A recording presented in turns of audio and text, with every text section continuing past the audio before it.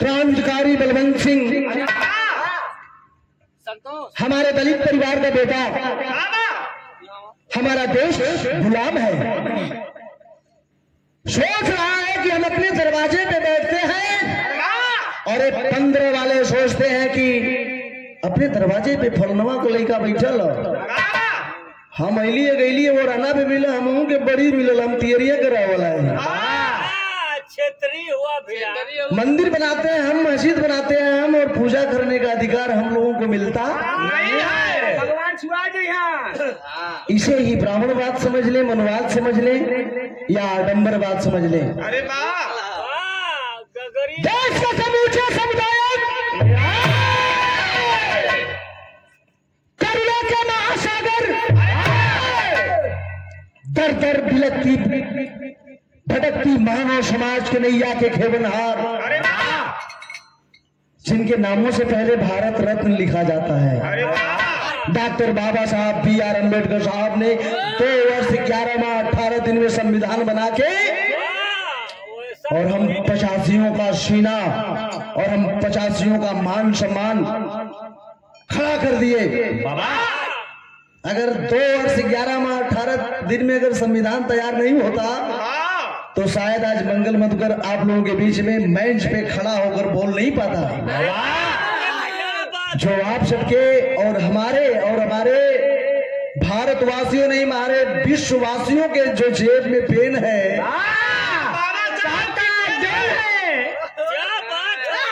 और जो गले में टाई है, बाबा साहब की कमाई है।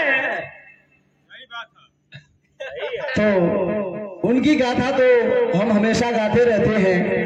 देश आजाद अभी हुआ नहीं है और एक क्रांतिकारी के दिल में क्रांति आ गई। आखिर हमारा देश आजाद होगा कैसे? हे 15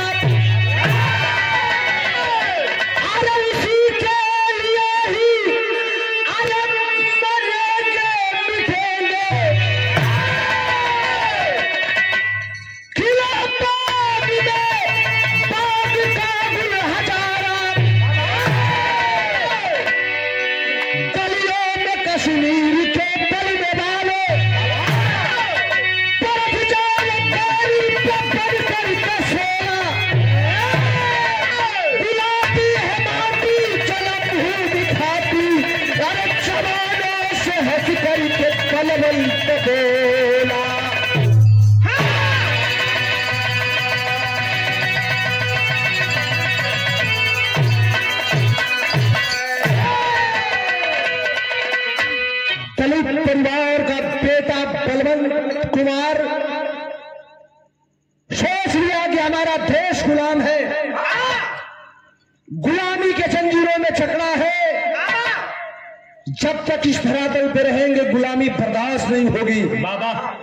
और अपने लोगों से मिलने लगा और कहने लगा।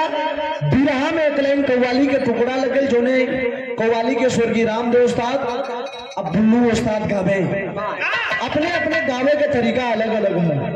कैसे गावे हमारे भैया?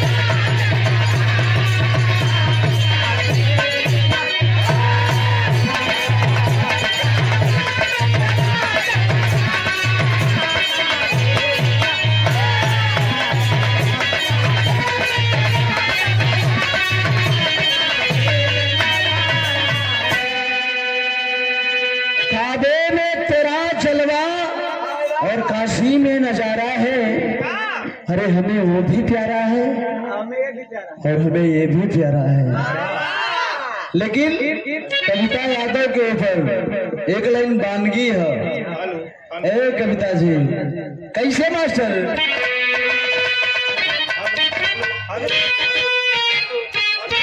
हेलो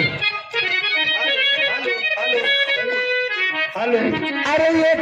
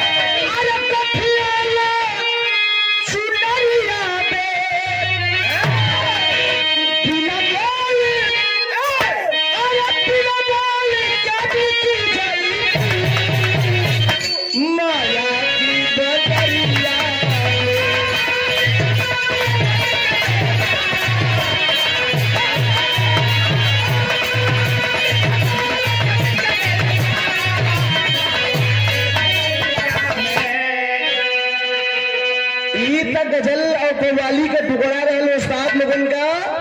यही में हमारे देश के जवानन खातिर के कवि जी भाव लिखलन है। कहा लिखलन भैया?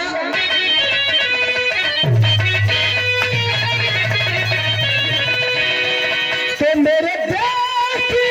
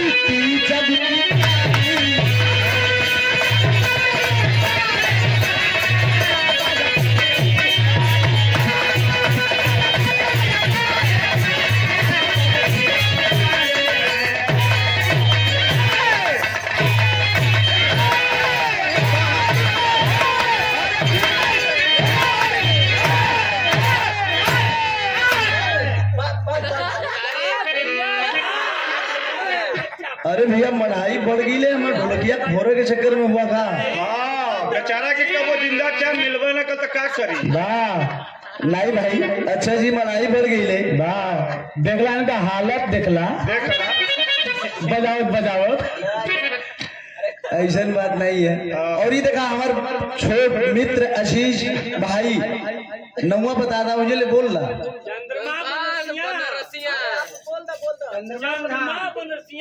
अच्छा चंद्रमा जी बनरसिया के पामंदर्दी से भाव पर 50 रुपया पुरस्कार दे के हौसला अफजाई के लिए बहुत बहुत प्रणाम था। नमस्कार प्रणाम आपसे भैयन के नज्म में कभी जी भाव लिखल है और वाह उठाए के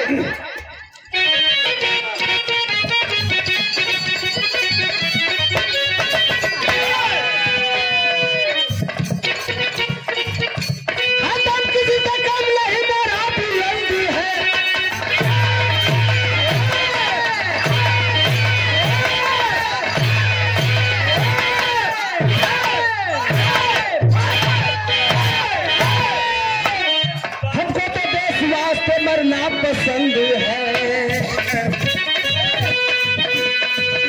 कछारी पीछे इसको गोली मार, बागी फरार हो गया सब जंगल के पार।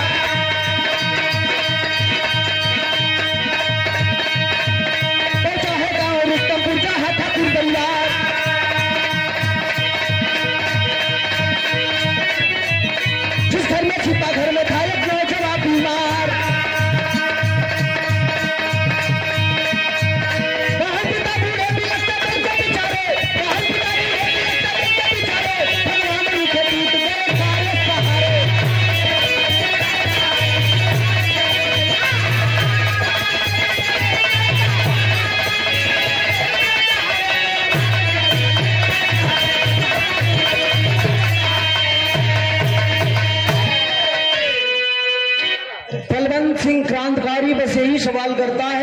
और सब लोगों से बोल दिया कि देश के लिए 2 दिन में मर जाऊंगा। बाबू प्रधान जी, हाँ बेटा धीरे से चल जा। और लोगों के विराह बिगड़ जी, सब लोग बड़ा ध्यान से विराह सुनो था। बलवंत सिंह क्रांतिकारी यही सोच रहा है 50 साल 100 साल 80 साल नहीं जीना है। जय दिन ये धरातल पर जियब, शान से जियब और अपने लोगों के बता के जगा के तब जियब। क्रांतिकारी दिल में ठान लेता है और कचहरी, बीच कचहरी में जा करके अंग्रेज छद्रायुध को दिन दहाड़े गोली से भुना और मार करके सतलज नदी के किनारे किनारे फरार हो गया। भागते भागते रुस्तमपुर पहुंचता है। रुस्तमपुर पहुंचल और रुस्तमपुर एक ठाकुर राजपूत के घरे जाकर के धीरे से खड़ा रह, घर रह जाके घरवा में लुका गए। जौने घरे में छुपल है और वो घर में एक लड़की और एक पिता वापस में दोनों रो रहे हैं। एक नौजवान लड़का बीमार पड़ा है चारपाई पे, एक लंगे बाबूजी रोत हूं और एक लंगी बहनिया रोत बा। एक घर में छिप करके और सोच रहा है कि अरे ये मैं कहां आ गया। देश के लिए मरने वाला, देश के लिए जीने वाला वह बलवंत देख रहा है हालात, और देखने के साथ साथ 2 मिनट देखलस, 4 मिनट देखलस, 10 मिनट जब सारी स्थिति देख लेलस, एक नौजवान लड़का बीमार पड़ा है, अधमरा पड़ा है और बहन एक तरफ रो रही है और पिता एक तरफ रो रहे हैं। तो उस क्रांतिकारी बलवंत सिंह के दिल में दया कौन सी आती है। बिरहा में एक लाइन तर्ज लग गई, पर्दा नंबर 1 लग जाएगी।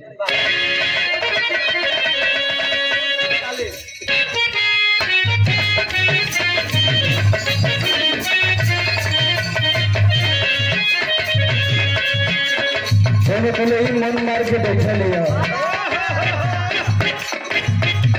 बोले ही के दुल्हा प्रदेश चल गया, छत्ते पर बैठल बा। अब पुरवा हवा बहुत बा, अपन केश खुला करके अंगड़ाई ले दिया।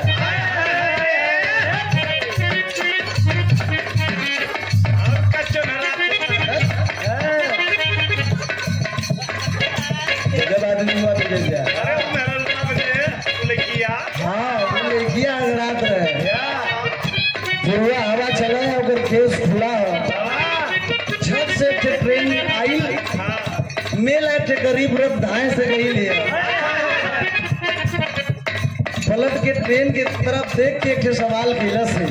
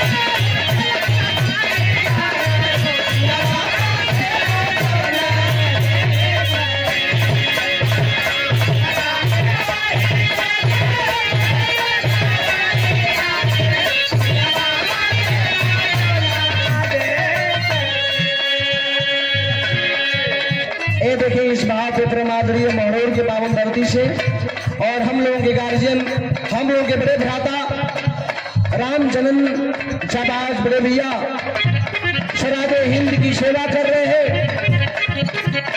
मोदी जी आके बनारस में जितना सफाई कर्मी रहलन सबके साथ भोजन केलन। अगर तो सफाई ना भर अब लाइट बुताए जाई एको लोग यहाँ लोग है ना। सूर्य भगवान सिर्फ 6-7 बजे के बाद जब वही पिसाए जालन सबके अंदर डर पैदा हो जाला। सबसे बड़ा गंदगी करने वाला बड़ा नहीं होता, उसे साफ करने वाला बड़ा होता है। बहन कुमारी मायावती जब मुख्यमंत्री थी प्रताप भैया तो इतनी वैकेंसी निकल अब कहा करी यार, बर्दाश्त नहीं होला। मन के बात हमसे कहा ही जाला चाहे वो कहीं रही है।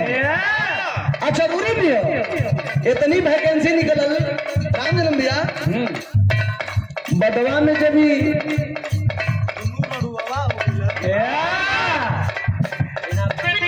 अभी दोनों लोग सोच ले यूट्यूब पर भी जाई हमके कोनो गम ना, बात सही करने में क्या दिक्कत है। ये दोनों लोग जब पहले तो सफाई कर्मी का वैकेंसी आवल बंद हो गई। 100 रुपया का पुरस्कार हमारे राम जन्म भैया के ओर से देके हौसला अफजाई की वैकेंसी बंद हो गई। ये लोग जन्मे से चोरल ठाकुर बामन तो सफाई कर्मी का फार्म भर चाहिए ना। आई जितनी 85 वाला हो तो सरकारी नौकरी वाला हो जाए मन का मजदूरिया के करी सही है ना। क्या सोच है, भारत देश महान हमन के सूत्र बताओ गल, लेकिन जब इलेक्शन आवला ना तो हमन के लोग हिंदू बना देव। जान तो काहे उदय भैया विजय भैया कि हिंदू इन्हन के कहिए कि नहीं मानो मानव एक समान। कबो कबो मौका निकाल के गुरु रविदास जी और बाबा साहब को फोटो भी पोस्टरवा पर लगा दे वाला लोग कि चौहारन को वोटवा मिल जाए, बात बन जाए। कल बल छल कुल इस सब के आगे है। वो लोग 15 हैं, हम लोग 85 हैं, लेकिन वो लोग बहुत तेज हैं। बाबा साहब एक मंत्र दिए थे कि शिक्षित हो, संगठित हो, संघर्ष करो। हमारा समाज कुल बात मन की बात सब लोग जानता है, अब कहीं न कहीं हमारे लोग भी गलती कर जाते हैं।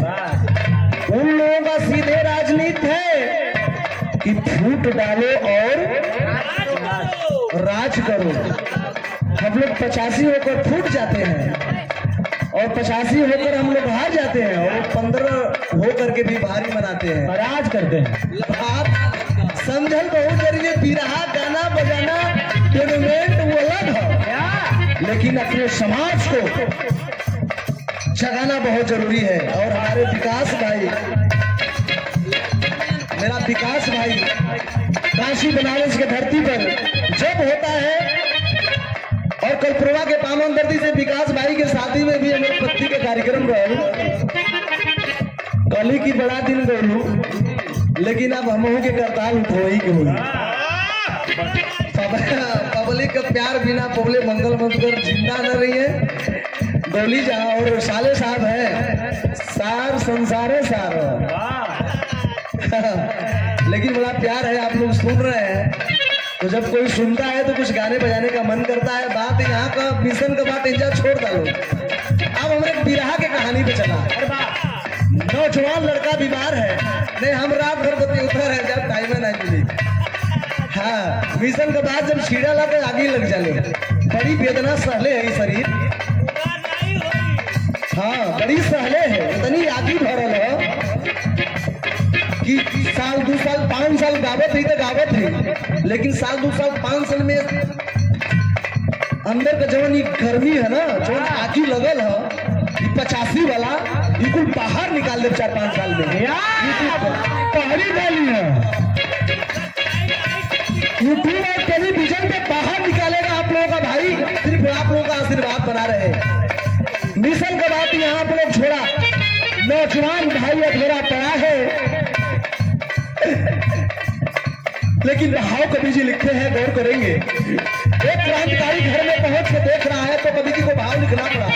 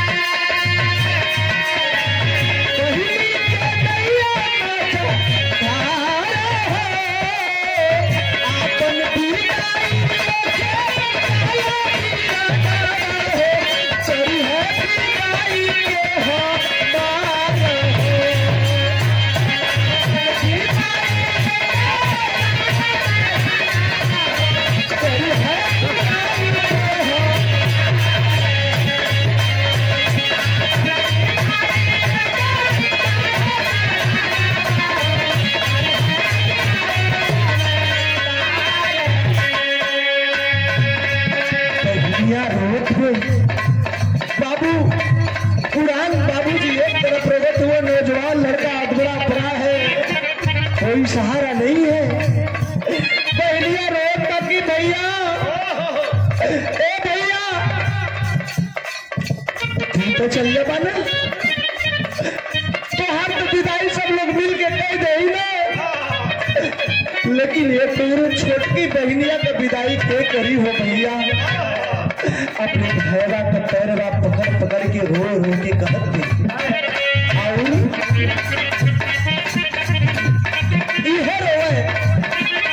पहली से पंद्रह माई बाबू पूरा दिया हो के करे सहारे छोड़ा जाला बही दिया हो।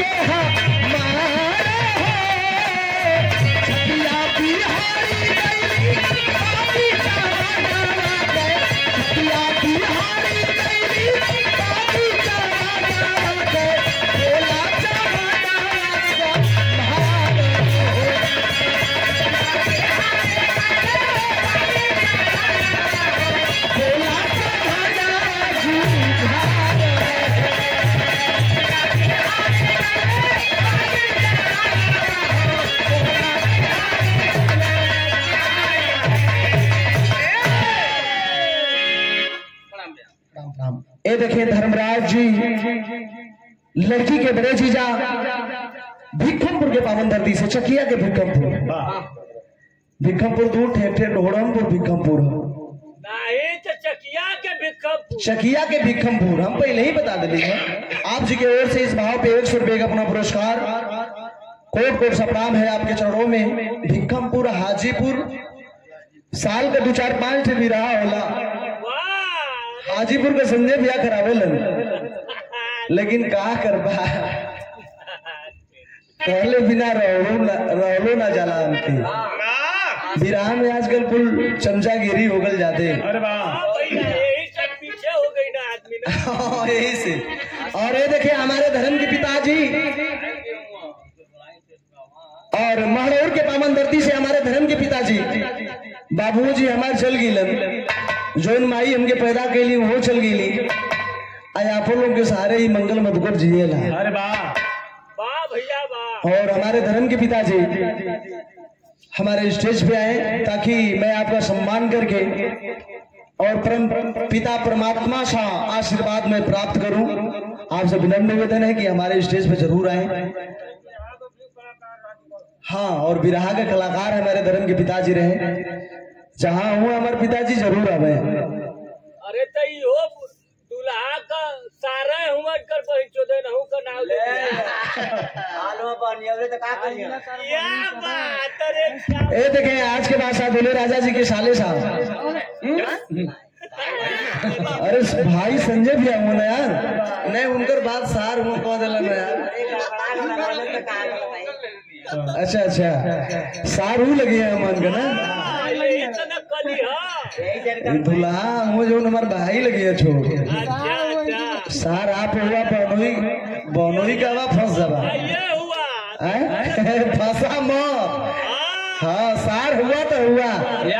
आज के बाद साहब दूल्हे राजा जी के छोटे भाई संजय भाई की ओर से 50 रुपया बहुत बहुत शुभ आशीर्वाद और दुल्ही दुल्हा को खूब लंबी आयु हो ये कामना बा बाबू मौड़ौर के पावन धरती से हमरे संतोष के पिताजी हमारे धर्म के पिताजी स्टेज पर आवे ताकि सम्मान करके आशीर्वाद ले लें। ए बाबू लड़कियां रोक बा तो बिरहा में एक लाइन तर्ज लगी मास्टर कौन तर्ज भैया?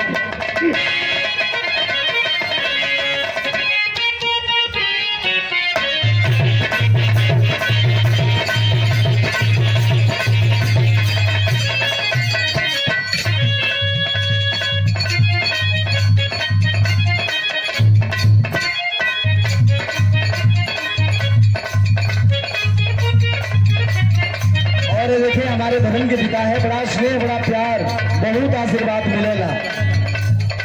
हमारे पिताजी ये दुनिया में ना हो माई भी हमारे 2 साल पहले चल गई अपने माता पिता का इकलौता लड़का ही बड़ा सदमा होला। और हमरे अजीज मित्र हमारे भाई जैसे लोग माने ले राम जन्म भैया होके चाहे राजू भैया होके चाहे संतोष भाई होके और चाहे केशव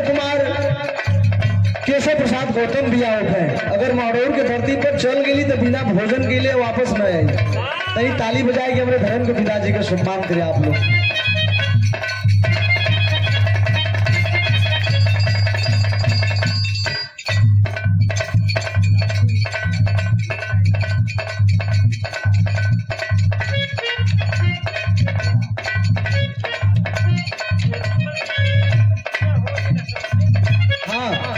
हमारे बाबूजी के थे हुई एक विराह छोटा सा सुनावट थी उसके बाद कविता की है बाबूजी भी गई है कि हमारे विकास भाई हुए तो नहीं तो हुई विराह में एक लाइन तारी लगल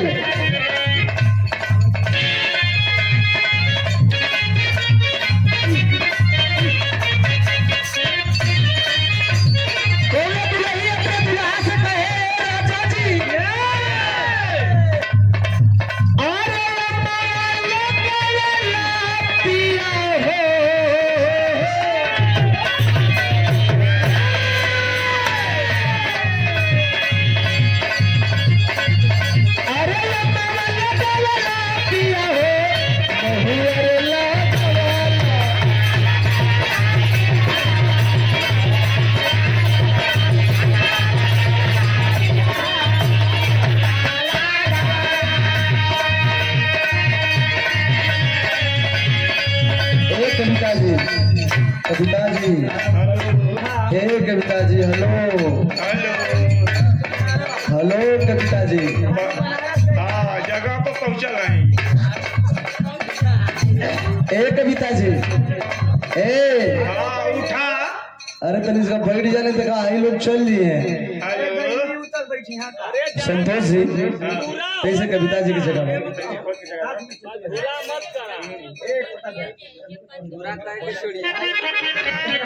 और खिदाईपुर के पावन धरती से हमारे बड़े भैया राम जन्म भैया को संधि हमारे संधि अरे राम अग्रह संधि भाई के कर कमलों द्वारा आपके सम्मान में राम जन्म भैया के सम्मान की लन 100 रुपया का पुनः पुरस्कार देके हौसला अफजाई की लन तनी कविता यादों के तैसे जगह था ऐसे महफिल सुनसान हो जाए। हाँ धरा हाँ तो हो तनी एनर्जी मिले तक ना अरे कि तुम तो हेलो हेलो हेलो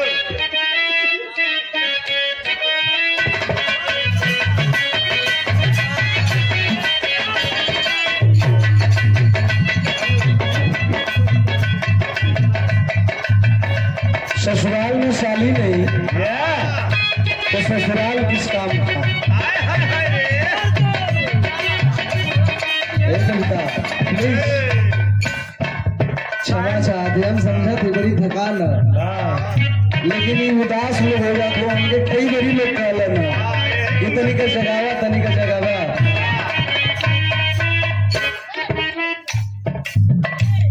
वादा तो टूट जाता है, बड़ा कसाई हुआ।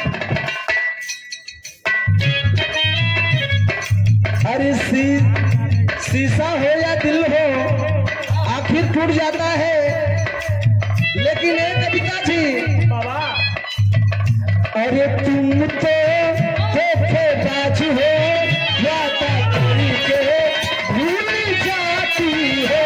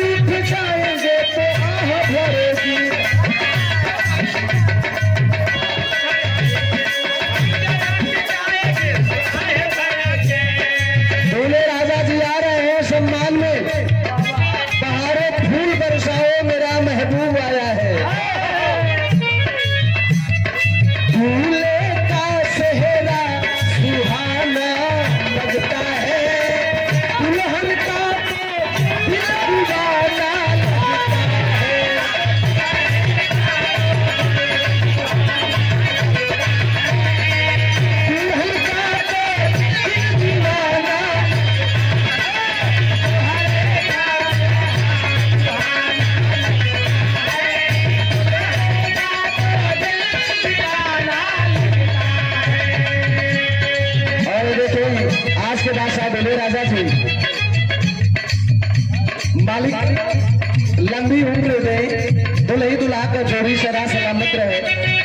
जब तक गंगा जमुना में पानी रहे तब तक दुल्हा और दुल्ही का जिंदगानी रहे। दूल्हे राजा जी के जीजा जी के कदम द्वारा 100 रुपया का पुरस्कार दूल्हे राजा जी की ओर से, और 100 रुपया का पुरस्कार हमारे अजीज हमरे दिल में रहे वाला हमारे संतोष भाई एसके राजा संतोष साउंड महरौर के पावन गति से, और 100 रुपया का पुरस्कार दूल्हे राजा के भाई संजय भाई की ओर से। Love you. ऐसे ही प्यार दुलार बना रहे, लेकिन एक लाइन कविता खातिर के हमार कहना है। रोज रोज तुम जो सनम ऐसा करोगी, केसरी ले आऊंगा तो हाथ मलोगी।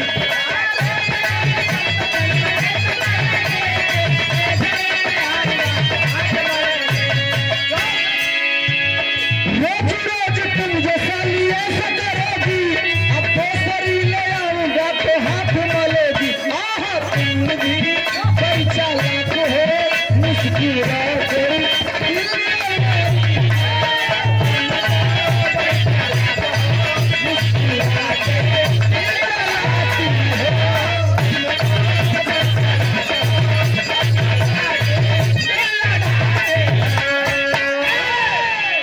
आप लोगों के मनोरंजन खातिर शाली जीजा का प्यार बड़ा अटूट बंधन होला।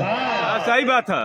नींद आराम करे खातिर ये रात फिर आई ना, लगन कुल भूख है ना का हमरो, लेकिन आए वाले समय में हम कोशिश करम कि साल में 2-4-5 कार्यक्रम इनके जरूर दे ही, काहे कि यह कुल कलाकारों का भाव अच्छा होके के चाहिए। सही बात। गावे के तो सब कोई गावेला, और अभी यही लगलिया के बाद कई ठे कंपनी फाइनेंस करौनी है, कई ठे गीत और धोबी गीत वगैरह का कि भैया शिल्पी के साथ रवीना के साथ पहला मुलाकात बराबर होत रही है, बोलिए। हाँ पहला रात हाँ दिल जला के और जगेला सरो सरगम के साथ कई लोगों के साथ बेप और टीएफ फाइनेंस किलस, और उमन दुनिया गाना खातिर के कविता यादव भी जरूर रहे। ये हमारी पूरा कोशिश रही। बिरहा में वह तर्ज है मास्टर।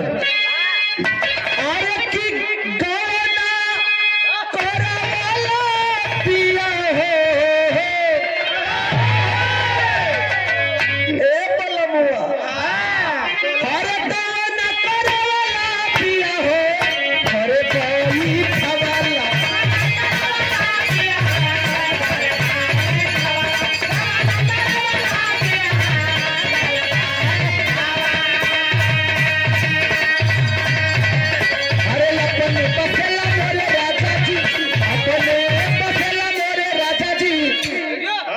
ऐसे ना होई। भी हो पानी जिया, ऐसे नहीं हिलाई के हिलाया ना गिरैया में ना ना ऐसा तो हो ही नहीं सके। अरे भैया अरे गिरी जाई तो रही का जाई भैया गिरी जा। नहीं ईटा लगावल है इन लोगों का कहे का मतलब सही है कि तनी मनी डांस करिया आइक माइक गिरे ना पाओ। सही बात है। ऐसा गवैया है गिला कि कुल लगत मार लाती मार। हाँ नहीं उछानल घोड़ा हो ना काट होगी तो ऐसे हिला दिया। अब धीरे धीरे हम सीखते हैं बैठ के तनी हारमोनियम बजौले देवराज भैया की कुल हाथ गोड़ बना है गौला।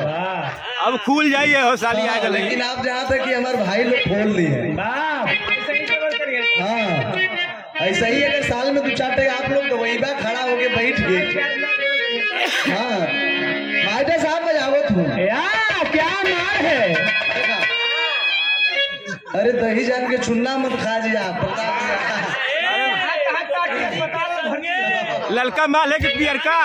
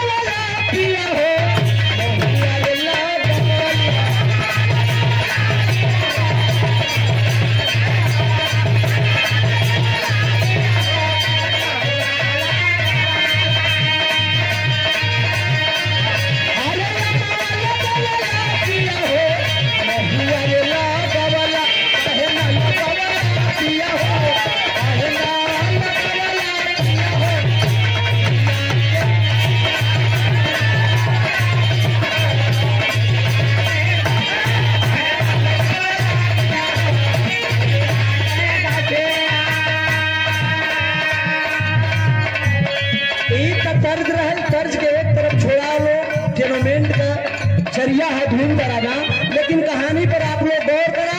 बहनिया रोड बाकी है भैया वो नहीं खे जानत बहनिया के हमरे घरवा में केहू बा। बस वो जानत है कि एक थे हम माई बहुत पहले दुनिया के छोड़ के सपना हो गई। एक थे बाबूजी, एक थे भैया तू है, एक थे तुम्हार बहन हम। अरे भैया तू तो अपन विदाई करवा ले लो ना भैया, लेकिन ये तेरे बहनिया का विदाई के करीब है भैया। झर झर झर झर रोड का बहनिया बाबू।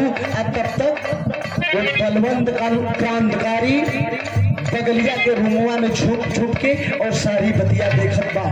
देखत और बहनिया के पजरमा आके एक बात गलत समझावे। ए बहन तू रो रही है, अपना दिल छोटा मत कर, पोंछ ले अपने आंसू। और एक सवाल है मेरा आप से, कह रहा है एक क्रांतिकारी नौजवान, क्या कहता है मास्टर?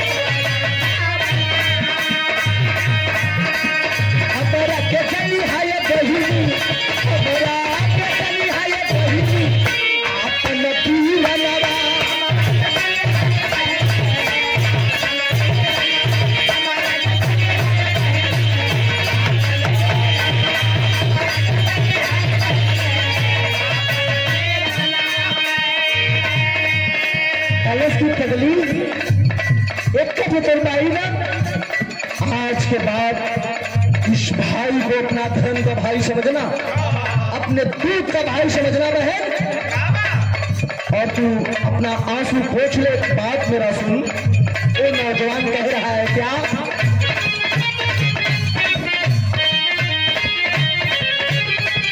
अरे होई है दिया हमारी है, होई है दिया हमारी है, यहाँ या नवा।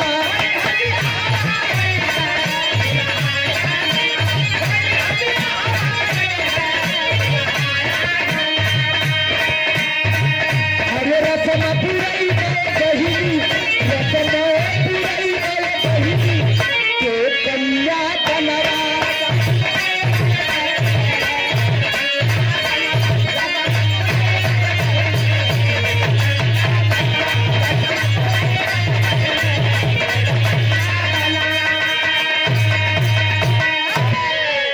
कलश की ये बहन, चिंता मत कर बहनिया, अपना आंसू पोंछ ले।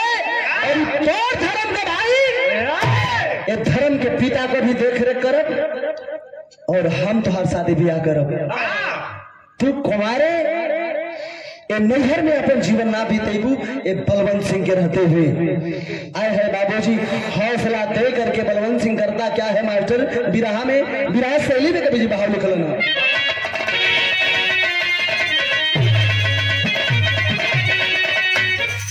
देश की सेवा करने के लिए और बलवंत सिंह अपना घर द्वार छोड़ करके सर ब्राइट को कचहरी के बीच घुस करके गोली मारकर फरार हुआ कि जितने लोग गलत करेंगे शासन प्रशासन सभी लोगों को मारूंगा।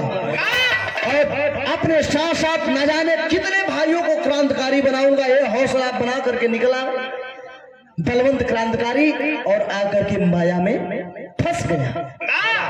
इसीलिए कवि जी भाव लिखते हैं,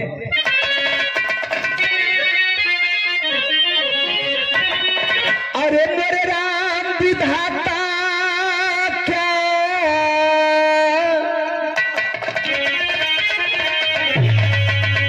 दिखाए दीनवा।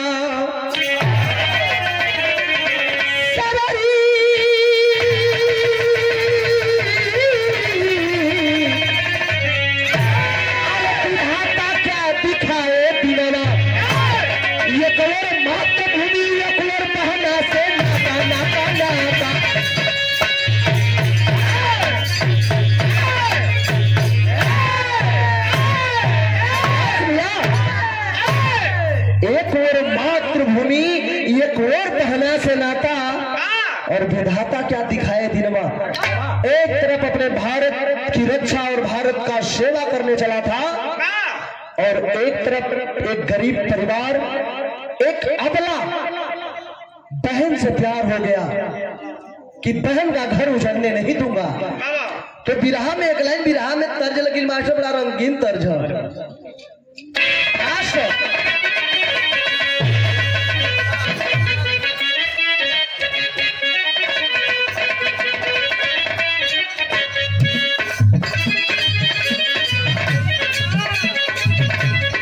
एक लय कहीं से और बढ़ रही।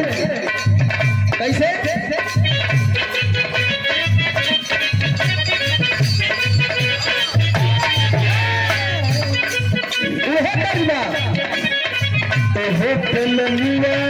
कमाल कैले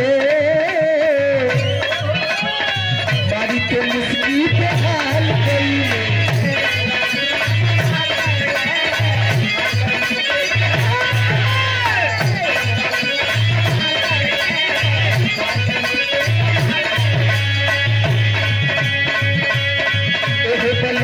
कमाल कैले बारी के मुस्की पे हाल कैले।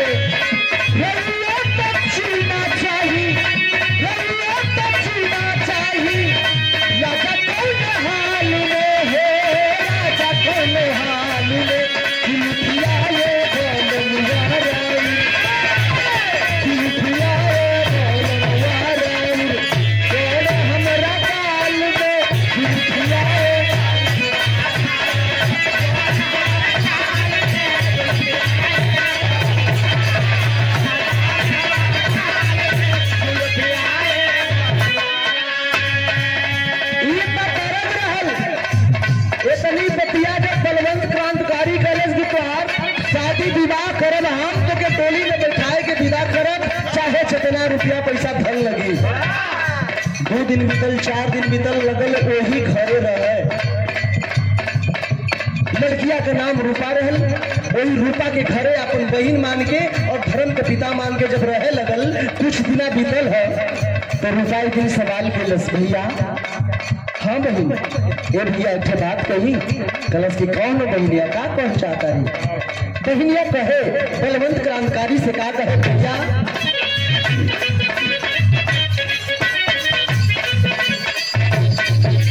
रूपा कहे बतिया तिखार भैया,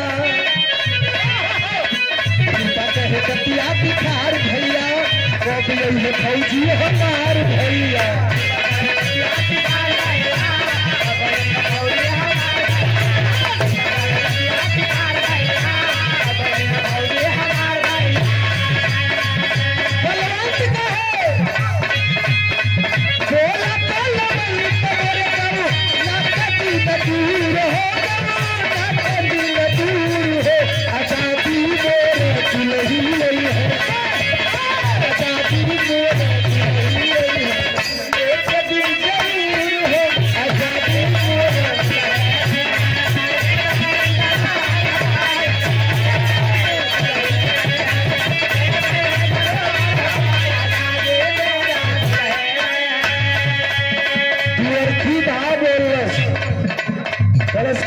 हमारी शादी हो गल, गौना बाकी है कि तोर भाभी यही है, चिंता मत करा।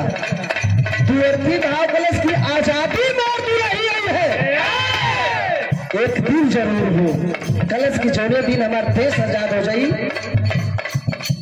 वो दिन हमार दुल्हन आ जाइहन। आए है इतनी बात कहत है, कुछ दिन और बीतल है तो भइल का रूपा शादी भइली चाचल कहनैया।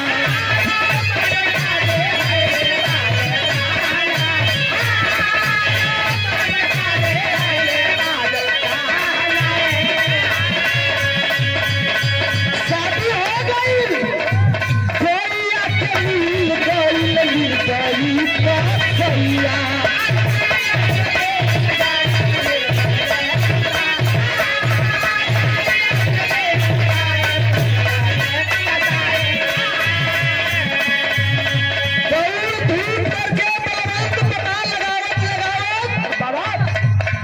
और घर भर खोज लेलस, लेकिन मन जो शादी विवाह कुल हो गई, मन जो दुल्हा ना मिलल।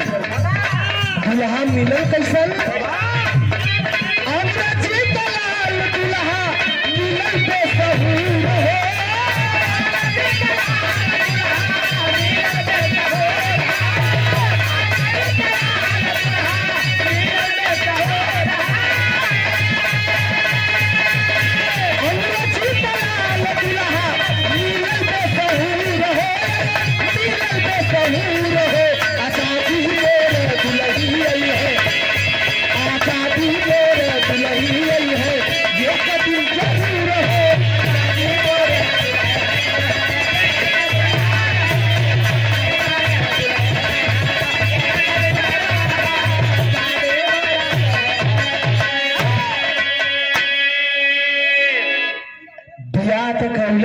लेकिन पहचान न पौलस मित्रों और अपने धर्म का बहनी और रूपा का शादी खोजत खोजत एक अंग्रेज से कह दिलस।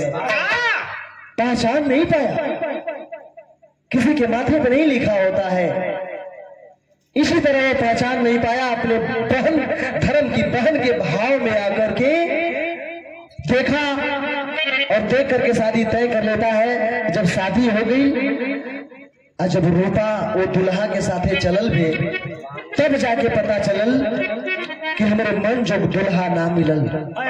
झरझर झरझर रूपा रोवे, तब विदेशिया में भाव कभी लिखलन है।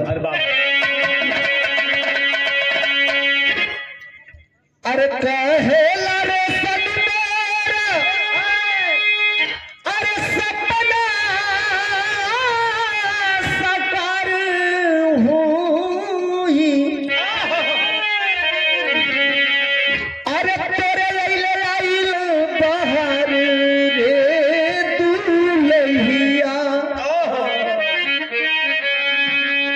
जौने दुल्हा से शादी भइले वो दुल्हा का नाम रोशन रहल और रोशन हमेशा यह कहे कि ये तोरे अइले से अब हमारे जीवन में बाहर आ जाई। आए है मित्रों, इतनी बात होने से मैं सुनलस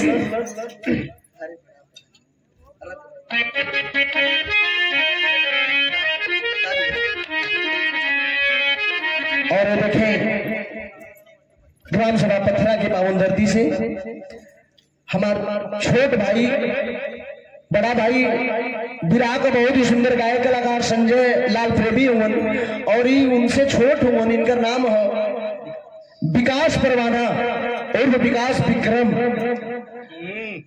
हमसे कहलन कि भैया बनारस में रूम दिलवा देता है। अरे वाह, हम कहली कि हमारे भाई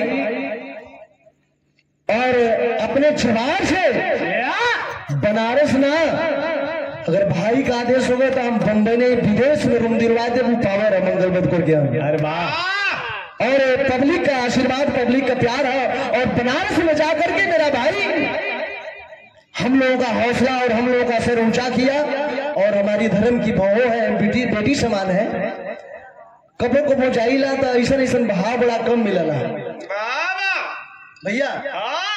अगर कबो चल गेली घरे, ये हमार बहू ही कबो अगर चल गेली घरे लम्हे से पानी मांग ले। नहीं, लेकिन भाव देखा कि दूरे से प्रणाम कर ले। ये भाव है। ऐसे ऐसे महिलाओं को कोट आज शक्ति है। आप लोग ऐसे ही अपना घर परिवार बना के रखें। 50 रुपए का आशीर्वाद आदि शक्ति, महिलाएं आदि शक्ति हुआ करती हैं। अरे वाह, सही बात है। लेकिन सोच लेता है वो रोशन कि बहुत दिनों से तलाश थी, देश के लिए बड़ा चला है, क्रांतिकारी बनने। अब ये दुल्ही आई ले बजूने के अपन धर्म के बहन मल्ल सरे सुन तोरा आइले से अब हमारे जिंदगी में बाहर आ जाई। तड़पावत बा रोशन अंग्रेज तड़पा रहा है रूपा को बाबू, तो कभी जो को भाव लिखना पड़ा। क्या लिखते हैं? अरे मानो बहनोई कोई देहले निशानी नहीं,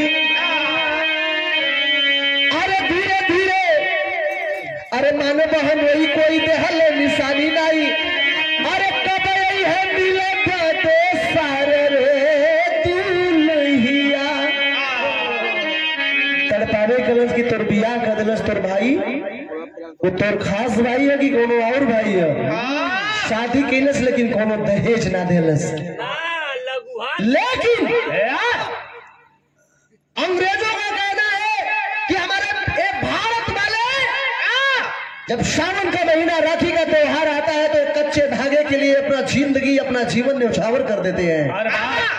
और रक्षाबंधन आने वाला है, तेरा और धर्म का भाई बलवंत सिंह आएगा, तू उसे एक एक कतरे का बदला लूंगा। बहनिया सोचत कि कैसे वो हमारे भैया न आ पाए। आए है बाबूजी सदमा में बा, लेकिन भैल का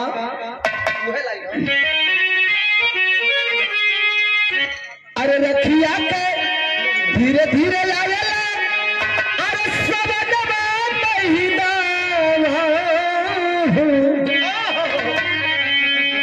अरे रखिया के लेके त्योहार रे दुल्हिया। धीरे धीरे सावन का महीना आई है, रक्षाबंधन का दिन बा बाबूजी। सोच रहा है वो रोशन की अब सावन का महीना राखी का दिन आया है और अपनी धर्म की पहल मानते हुए राखी बंधवाने के लिए 7 बलवंत जरूरी है। आए है बाबूजी, तो बलवंत सिंह सर कफन बाग, बलवंत सिंह सर कफन बाग अंग्रेजी खजाना लूटा है। चौतरफा घेरा डाल रहा है, अंग्रेजी सिपाही जुटे हैं। जानबूझ के बहनिया का शादी कर दिलस की बहनिया का शादी कर ले, तो हम तो आए के माया में फंस गई। हमारा देश आखिर आजाद हुई कैसे? हमारे देश का गरीब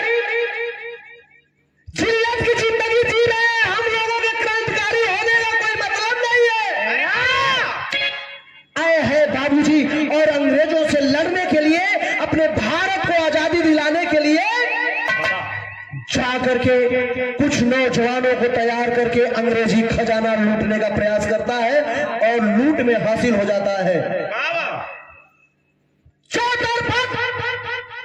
घेराबंदी बना लिया अंग्रेजी सिपाही, पकड़ न पाए बागी को। घेरे हुए हैं, अंग्रेजी खजाना लूटा है और घेरे हुए हैं सिपाही, एक बलवंत कहीं भागने न पाए, लेकिन पकड़ न पाए बागी को। बलवंत सिंह हो गए फरार, चोरी चोरी पहुंच गए जहां बहिना की थी ससुराल।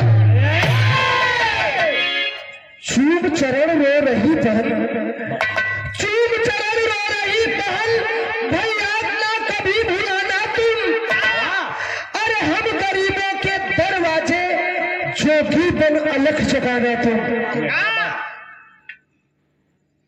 जितने सिपाही अंग्रेजी सिपाही घेरे हुए थे बाबू, कोई एक भी सिपाही बलवंत सिंह को पकड़ नहीं पाया और धीरे से मौका निकाल करके फरार हो गया और भागते भागते पहुंचा कहां, जहां अपने धर्म की बहन रूपा का शादी किया था। सोचलस कि हर कहीं रह पकड़ा जाई, बहनिया के अंचल जाई, बहनिया के साथ साथ हमार जीजा भी हमार हेल्प करियन। ई भाव बाहो भैया। लेकिन जौने समय पहुंचल बा वही दिन राखी का त्योहार हो, वही राखी के त्योहार के दिन जब पहुंचल है बहनिया पैर पकड़ के रूपा रोए लगल झरझर झरझर भैया। अरे भैया हम तो ये सोच ले रही कि आज राखी का त्योहार है, हमारे भैया अब नई है, लेकिन जैसे भैया आ गिला ना वैसे ही हर एक साल जोगी बन के चाहे जैसे भी ये बहनिया के दरवाजे आवल करिया भैया, आवल करिया। ऐ है बाबूजी, इतना रो रो के जब कहत बा तो बिरहा पौपट में कवि जी के लिखे के पड़ल।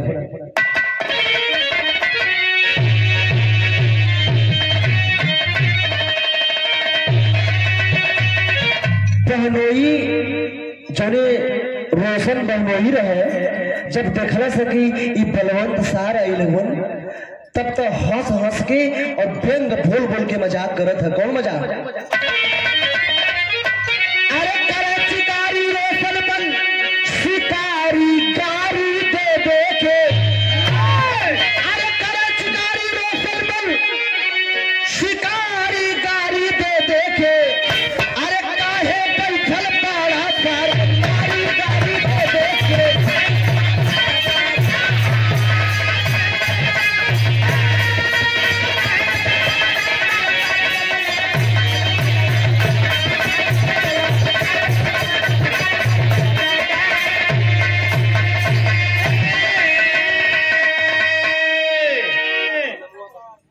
अरे साड़ू हमारा सत्य मठपुरवा का मठपुरवा के पाबंदी से हमने विजय भैया का बड़े साधु साहब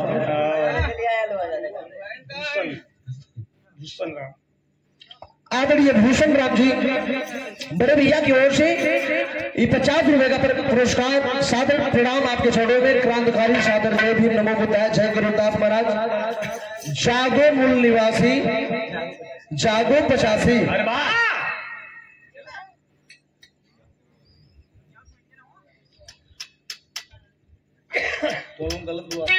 जय भीम निवासी तब जागो 85। यह कामना है कि जागल बड़ी जरूरी है।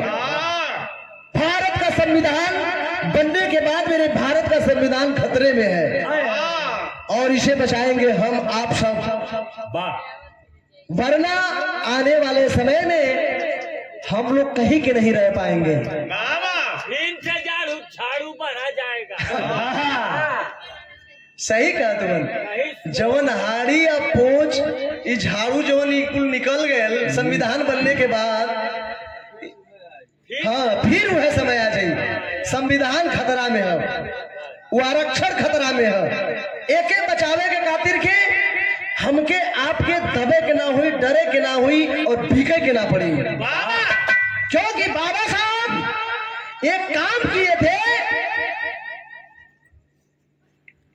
करोड़पति अरबपति कि वोट का उतना ही महत्व है जितना एक रोडपति के वोट का महत्व है। बाबा उसे 100, 200, 500, 5,000, 10,000, 20,000 में हमें भेजना नहीं चाहिए, क्योंकि मेरा देश आज गुलाम नहीं है। जब था तब था। अपने मर्जी से हम वोट करेंगे, किसी के बहकावे में नहीं आना है और संविधान को बचाना है। यही के साथ साथ बिरहा पर आप लोग आ जा, कभी कभी मिशन कभी बात में हो जाल कर आए है बाबूजी। गाड़ी दे दे के चिड़कावत बा का हो सर ए सर कैसन मुंह लटका के बैठल हुआ। बहन कैसी कहता हाँ का कहे अरे का फिर तिलक चढ़ावे अइला करबा दूसर सगाई हो। अरे कहा तो यही नगरी में तोहर देही प्याह रचाई हो। अरे शादी के हो सही समय तैयारी गाड़ी पे देखे। अरे ये तलाक के रोकतिया पछाड़ी गाड़ी पे देखे।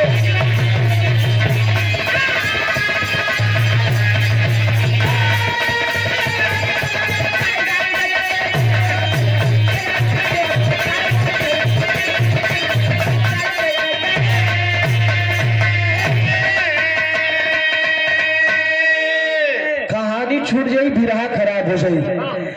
छोटा से मजाकबाजी शुरू करते करते और सीरियस में ले लेता है। उसे तो तलाश थी, उस रोशन अंग्रेज को तलाश थी।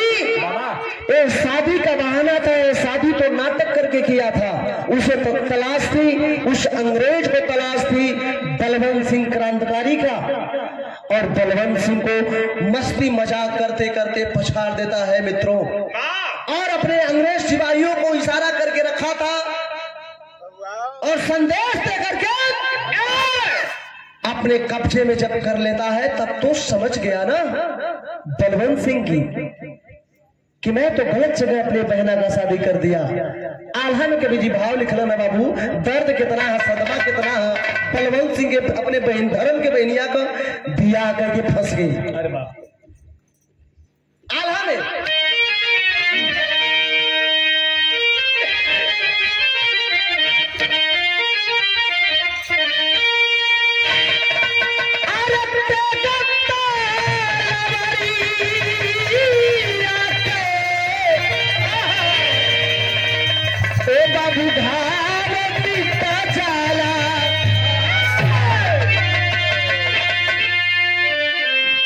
अरे मुझे नहीं पतिया के धारा पड़िया।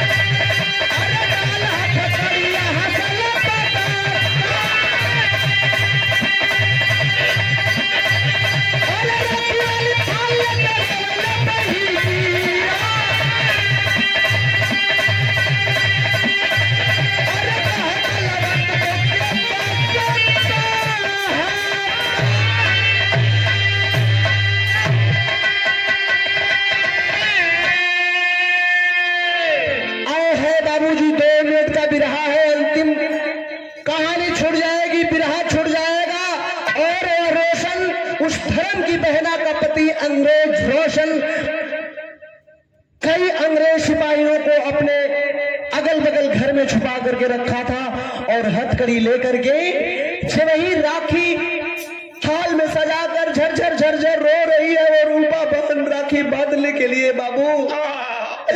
और इधर जौने कलैया में राखी बांधे के बाबू भैया वो तहनी कलैया में हथकड़ी पहना करके और अंग्रेज सिपाही बदकार ठट्ठा मार के हंसत हुन। एक तरफ बहुरिया रोवत और एक तरफ हाथों में लगी हथकड़ी लेकर के झरझर झरझर आंखों से आंसू बह रहा है बलवंत के। लेकिन बलवंत समझा रहा है बहना एक से मेरा काम सुनो। वो है बस खाली ठाड़ बना के ना हम देवे।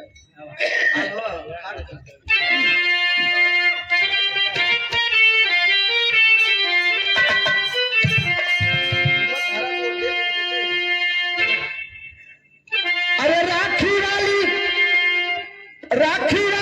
थाल लेके रोले पहिलिया।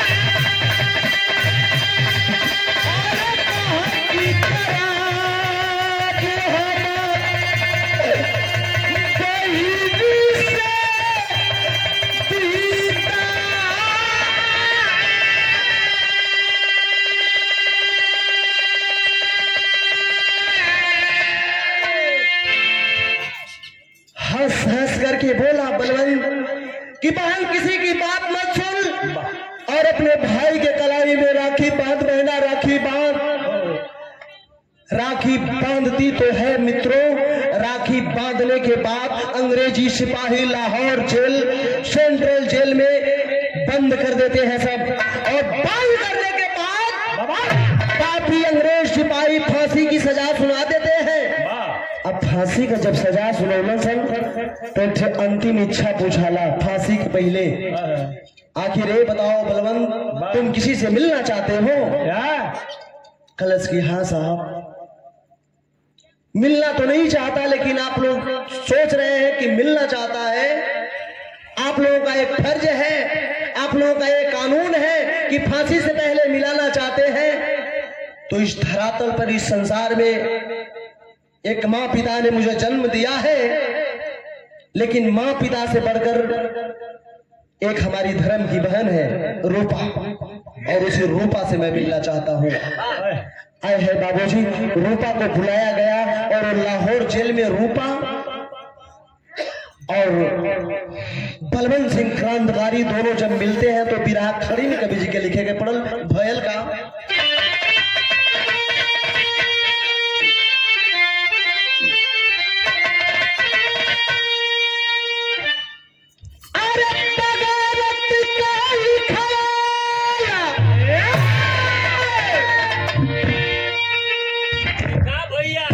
जब मिलल है फांसी का आदेश हो गई बा भैया को फांसी हो गई। झर झर झर झर रोता और सवाल कर दिया सबने बलवंत भैया से लाहौर जेल में भैया फांसी तो झूल गई बा। एक से काम करता भैया कहेगा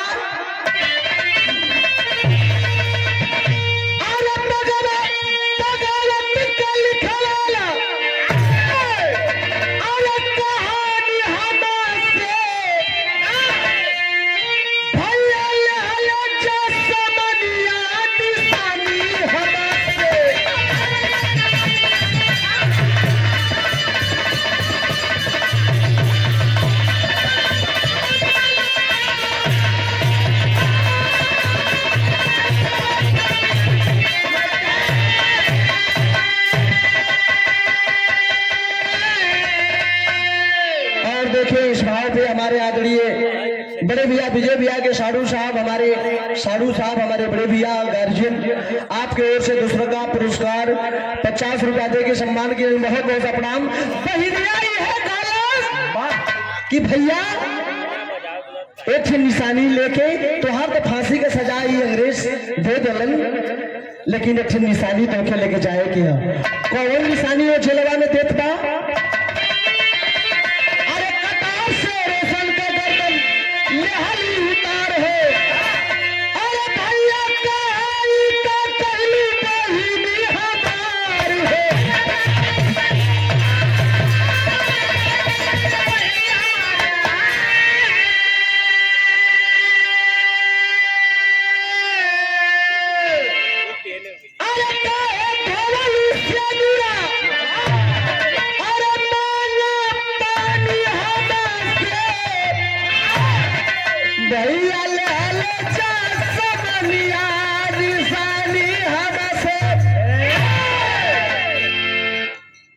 निशानी यह दहले स्वरूपा कि एक अंग्रेज सिपाही के म्यान में से तलवार खींचती है।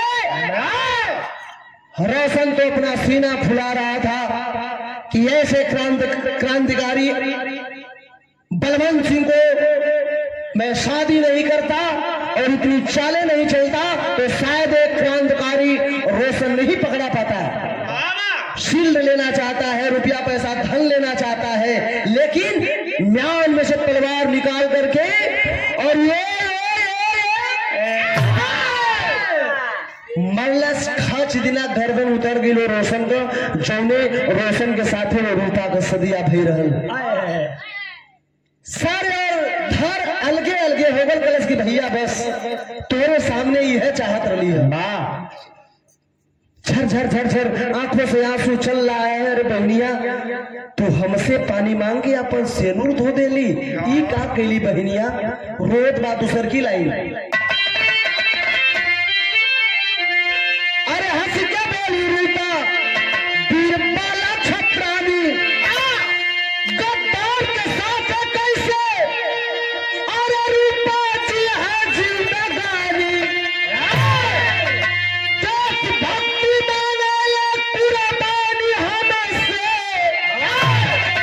भैया लहले जा समनिया निशानी हमसे।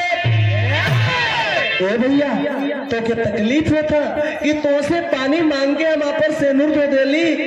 अरे भैया ऐसने गद्दार के साथ अपन जीवन कैसे तोहर बहनिया जी ना भैया ना, हम विधवा बन के जी ले, लेकिन ऐसने गद्दार के साथ अपन जीवन कब होना चाहिए। अंतिम लाइन में कभी जी भाव लिख लो।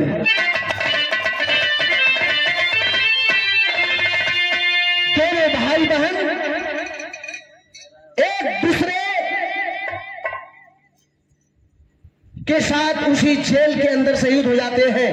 2-3 मिनट और भी रहा लगी, लेकिन बढ़ के लिए कोई जरूरत नहीं है। दोनों भाई बहन शहीद हो जाते हैं वापस में मार करके। तो बिरहा अंतिम लाइन में कभी जी लिखल भाई और बहन और अपने देश का एक एक बेटा और एक एक बेटियां रूपा और बलवंत सिंह क्रांतिकारी जैसे लोग हैं। तो भारत का मर्द और भारत का नारी है, नहीं मर्द और नारी होने का कोई मतलब ना हो। अंतिम लाइन में कभी जी भाव लिखो। गुरु गणेश गुरु रामलाल